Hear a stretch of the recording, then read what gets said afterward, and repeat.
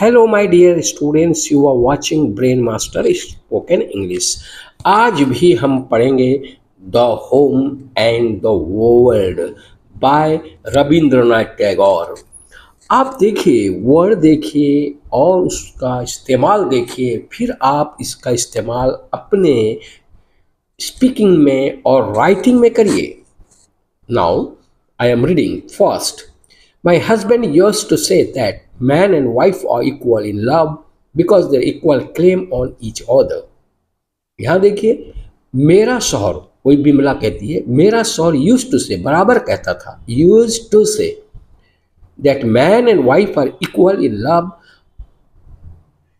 इंसान और औरत, आदमी और औरत आर इक्वल इन लव, प्यार में बराबर है, because of they are equal claim on each other, इसलिए कि वो एक दूसरे को क्लेम करते हैं बराबरी का कि हम एक दूसरे से प्यार करते हैं।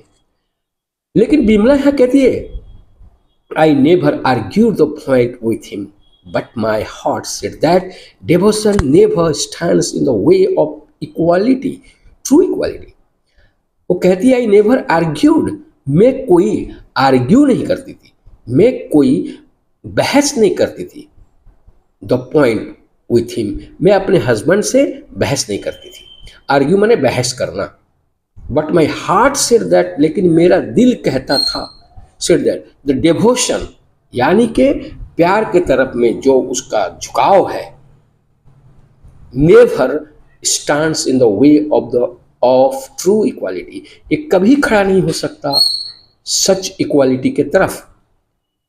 Next, it only raises the level of the ground of meeting, ये सिर्फ एक रेज करता, उठाता है, the level of the ground of meeting, meeting के ग्राउंड को ये सिर्फ उठाता है, लेकिन ये हमको बराबर ट्रू इक्वालिटी नहीं दे सकता।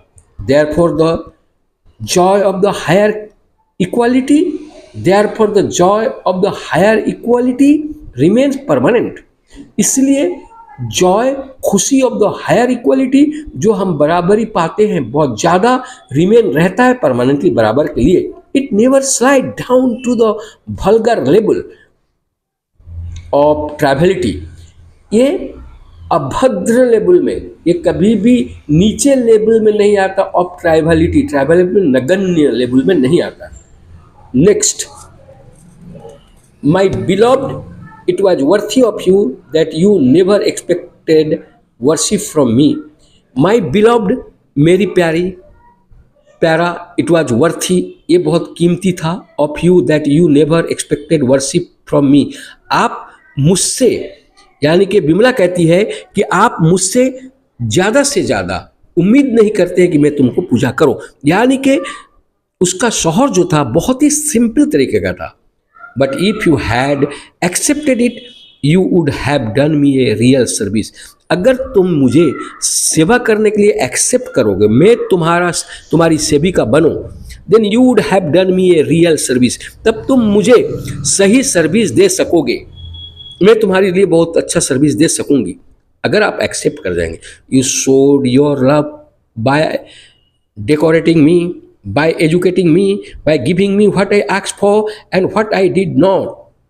फिर बहुत अच्छा बात बोली, You showed me, आपने मुझे दिखाए, Your love by decorating me, आपने मुझे सजा कर अपना प्यार दिखाए, By educating me, मुझे तालीम देकर अपना प्यार दिखाए, By giving me what I asked for, वो चीज़ आपने मुझे दिया जो मैं चाही, And what I did not, और जो मुझे नहीं चाहिए, मैं नहीं चाहिए, आपने नहीं दिया। देखिए कितना बेहतरीन शब्द लिखी, एक बार फिर पढ़ लीजिए। Next, I have seen what depth of love there was in you, your eyes when you gazed at me, मैं देखती हूँ, आई हैव सीन, मैं देखती हूँ बराबर, मुझे मालूम पड़ता है व्हाट डेप्थ ऑफ लव, एकदम प्यार का गहराई, देयर वाज इन यू, तुम्हारे आँख में है, there was in your eyes, तुम्हारे आँख में मैं देखती हूँ, उसमें प्यार का गहराई है। व्हेन, कितना बेहतरीन, व्हेन यू गेज्ड एट मी, जब तुम मुझे देखते हो, गेज माने लुक एट मी और stare at me. Next, I have known the secret sign of pain you suppressed in your love for me. मैं जानती हूँ, यानी कि मुझे मालूम होता है, द सीक्रेट, पोशीदा, साइन ऑफ पेन, पेन का निशान यानी कि दर्द का निशान, यू सप्रेस, जो तुम दबा देते हो, सप्रेस मैंने दबा देना, in your love for me, तुम्हारा प्यार मेरे लिए जो दबा देते हो। बहुत अच्छा बात बोली। Next, you loved my body as if it were a flower of paradise.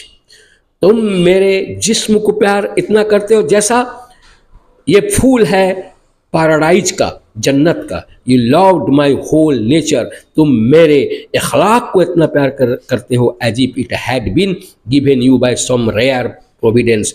ऐसा मालूम पड़ता है तुम्हें कुछ रेयर ईश्वर ने दिया है, प्रोविडेंस माने ईश्वर ने तुम्हें दिया है। Next, such lavish devotion made me proud to think that the wealth was all my own which drove you to my gate.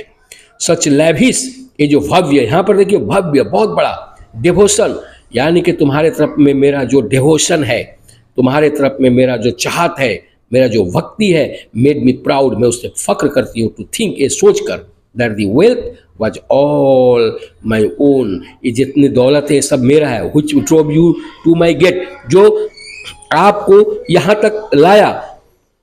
But vanity such as this only checks the flow of free surrender in a woman's love।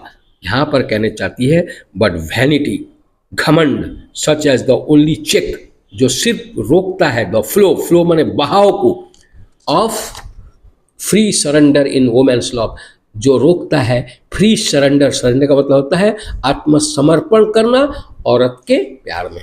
When I sit on the queen's throne and claim homage, जब मैं queen's throne, queen यानी कि रानी के तख्त पर बैठूं, and claim homage, जब great respect चाहूं, homage माने great respect, then the claim only goes on magnifying itself, ये जो क्लेम होगा कि मुझे रिस्पेक्ट किया जाए, only goes, ये जाता है, on magnifying, बढ़ाता है itself, मुझे बढ़ा देगा, it is never satisfied, फिर भी ये तसल्ली बख्श नहीं होगा। Can there be any real happiness for a woman in merely feeling that she was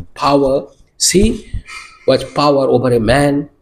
फिर वो कहती है यहाँ देखिए, can there be any real happiness, क्या सिर्फ सही हैप्पीनेस, खुशी होगा for a man woman in merely feeling that she was power over a man, क्या सिर्फ एक फीलिंग में, सिर्फ एक भावना में वो रहे कि वो इंसान के ऊपर में ज़्यादा पावर रखती है। टू सरेंडर वंस प्राइड, अपने प्राइड को, अपने फक्र को सरेंडर कर देना, यानी कि आत्मसमर्पण कर देना। अगर तुम्हारे अंदर में प्राइड है, इन डिवोशन, अगर डिवोशन में, भक्ति में फक्र है, तो उसे सरेंडर कर दो। इज वोमेन्स ओनली सैल्वेशन, ये सिर्फ औरत के लिए निजात का जरिया होगा। इसका मतलब वो ये कहना चाहती है कि अगर आप अपने घमंड को सरेंडर नहीं करेंगे तो आप निजात नहीं पाएंगे। ये सरेंडर किसके पास में होगा? ये आत्मसमर्पण किसके पास में होगा? स्वामी पर। स्वामी जो कहेंगे, यानी कि पति देव जो कहेंगे उसको मानना होगा। यहाँ पर अब तक देख रहे हैं बिमला अपने शौहर के प्रति, अपने स्वामी के प्रति कितना निष्ठा रखती है और वो स्वामी को बहुत ज़्यादा प्यार करती है। अब यहाँ तक आपको समझ में आ गया। मैं उम्मीद करता हूँ फिर आपसे मैं मिलूँगा इसी कहानी को आगे बढ़ाते हुए। बिमला से स्टोरी चल रहा है, ये जो है the home and the world Rabindranath Tagore के जरिए लिखा गया है। ये है बड़ा स्टोरी, मैं कुछ कुछ काट के आप लोग के सामने में बयान कर दूंगा। आप अगर मेरे चैनल को अभी तक सब्सक्राइब नहीं किए, सब्सक्राइब कर लीजिए, बेल आइकन को दबा दीजिए, क्योंकि बराबर मेरा वीडियो आप तक चला जाए। आप देखिए, इससे इंग्लिश पढ़ने में, लिखने में और बोलने में बहुत मदद मिलेगा। Thanks a lot.